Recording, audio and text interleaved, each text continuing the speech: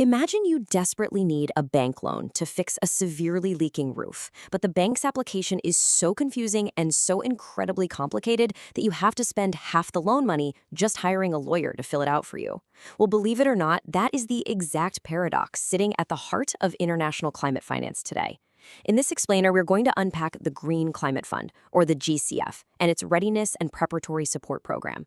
Now, this program was built with a really noble goal to help developing countries overcome the barriers preventing them from accessing climate finance. But as we're going to see, the way this is actually playing out in the real world is fundamentally flawed. So it starts with the deceptively simple question: where does climate finance actually go before it reaches the ground? You might assume it goes straight to the nations that need it most, but the answer is super revealing. The very money designed to break down barriers for vulnerable nations might actually be financing those barriers. Instead of flowing into local institutions, a huge chunk of these funds is getting caught up in a massive web of procedural red tape. Just to put this into perspective, $631 million. That is a staggering amount of money committed by the end of 2023 to help 142 developing countries overcome these institutional hurdles. On paper, it looks like a massive win for closing the access gap, but it forces us to ask a really tough public value question. If we're spending over $500 million just to help countries access a fund, is the actual cost of access going down at all? To figure that out, here is our roadmap for this explainer. 1. The climate access paradox. 2. Subsidizing institutional complexity. 3. Following the readiness money. 4. The readiness trap. And finally, number 5, fixing climate finance access. All right, kicking things off with section 1, the climate access paradox, or as I like to think of it, funding the actual barriers. Just listen to this quote from the Independent Evaluation Unit's 2023 report. They point out that the application process requires detail that is irrelevant, time-consuming, costly, and disproportionate. That is practically screaming frustration. Folks on the ground are finding that the rigorous application process for these capacity-building funds creates a procedural burden that doesn't even match the size of the grants. It's a total catch-22. Countries lacking capacity are being told to navigate this insanely complex maze just to get the funds meant to help them build capacity. Let's move right into section 2, subsidizing institutional complexity, and what's known as the workaround model. Okay, we have to talk about this concept called the complexity subsidy. It's a real eye-opener.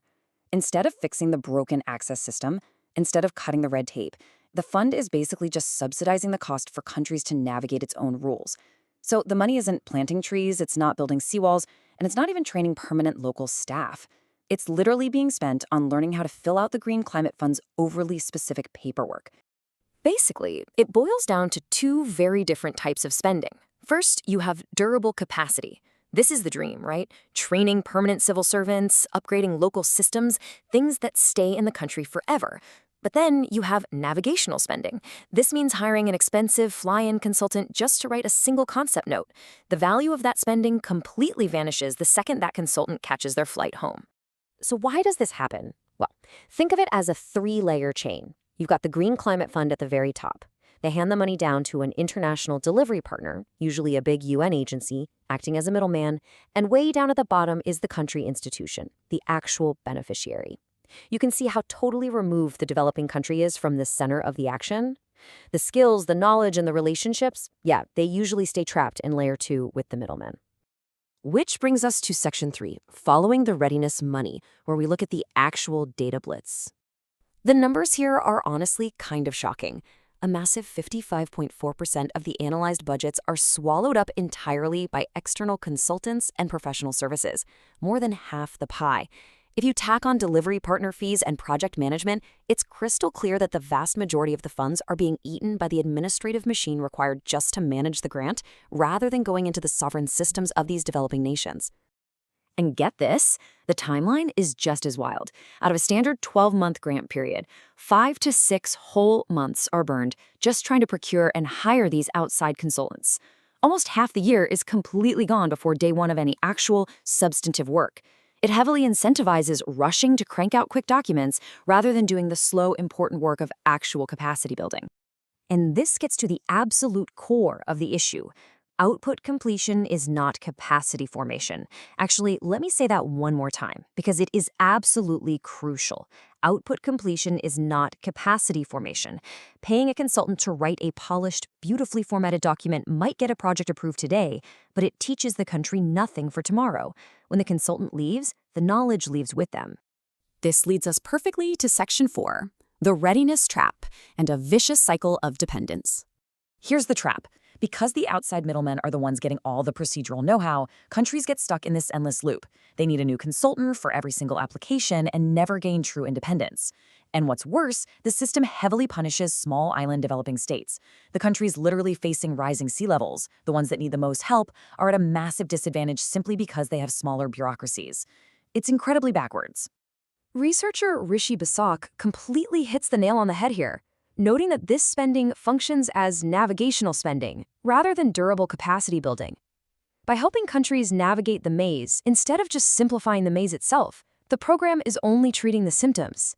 It's exactly like paying a mechanic every single week just to tell you how to pop the hood of your car, instead of paying them once to actually fix the engine.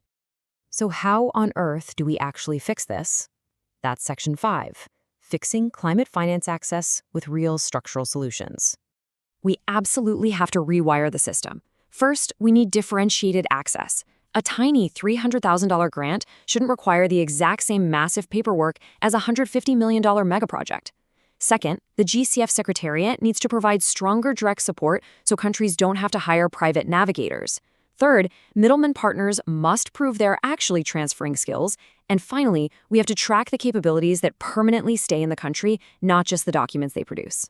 One of the best ideas here is functional equivalency.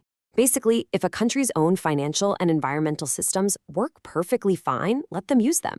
We shouldn't force them to hire consultants to duplicate those systems just to perfectly match some rigid international banking template. We should be trusting and strengthening adequate national systems, not forcing everyone into a one-size-fits-all box. At the end of the day, we need a totally new metric for success.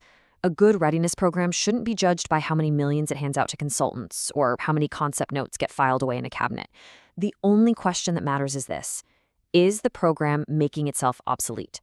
It should progressively reduce a country's need for external help. So, here's the $630 million question the global community has to answer.